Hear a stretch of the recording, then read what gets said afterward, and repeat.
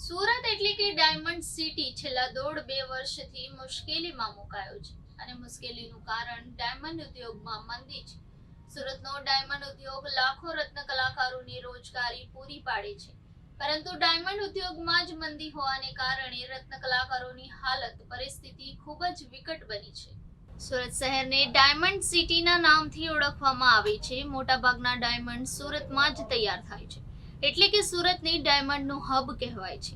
જ્યારે સુરત એટલે કે ડાયમંડ સિટી છેલ્લા 1.5-2 વર્ષથી મુશ્કેલીમાં મુકાયું છે અને મુશ્કેલીનું કારણ ડાયમંડ ઉદ્યોગમાં મંદી છે.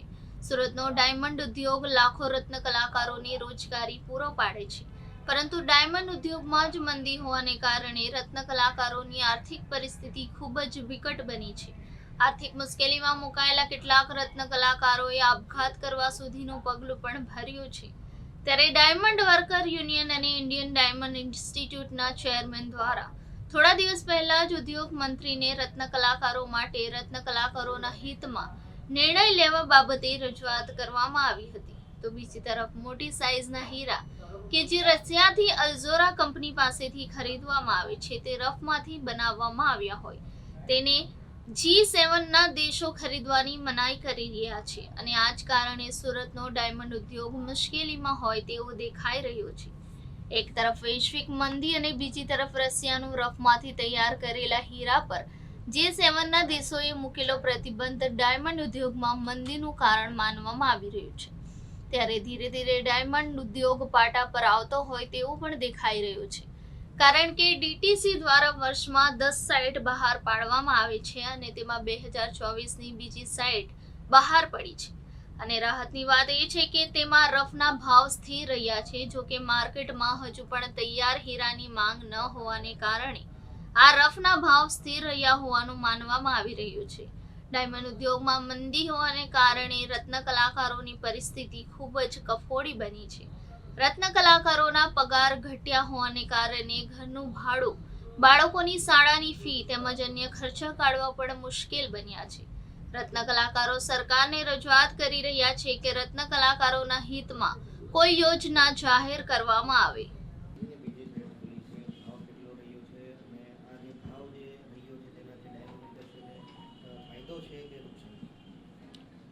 ડીટીસીની સેકન્ડ સાઇડ જે જાન્યુઆરીની કમ્પેરમાં સેમ ભાવે આવી છે તેનાથી ઇન્ડસ્ટ્રીઝમાં એક સ્થિરતા ઊભી થઈ છે, પ્લસ નહીં માઇનસ. એટલે માર્કેટમાં જે અત્યારે ધીમી ગતિએ કામ થઈ રહ્યા છે તેમાં આગામી સમયમાં ધીરે ધીરે રિકવર થઈને માર્કેટ પોઝિશન પરિસ્થિતિમાં આવશે એવું દેખાઈ રહ્યું છે.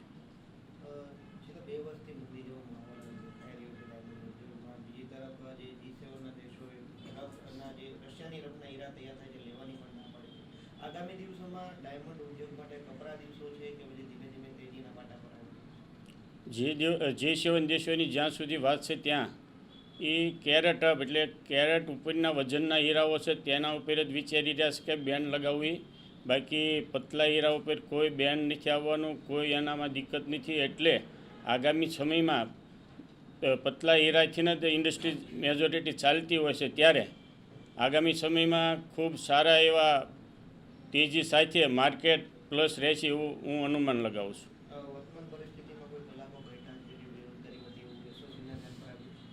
હાલમાં લાસ્ટ 1 મહિનાથી અમારા એસોસિએશન પર કોઈ બેકાર કારીગર હોય કે કોઈ કારખાનેદાર હોય અહીંયા રજૂઆત કોઈ કરવા આવ્યું નથી કે અમારે તકલીફ છે કે અમને કામના કલાકો મળતા નથી કે અઠવાડિયાની અંદર 2 રજાઓ મળે છે, એવું નથી. અત્યારે ઇન્ડસ્ટ્રી પૂરા વેગથી, જોશથી, પૂરા ટાઈમથી ચાલી રહી છે.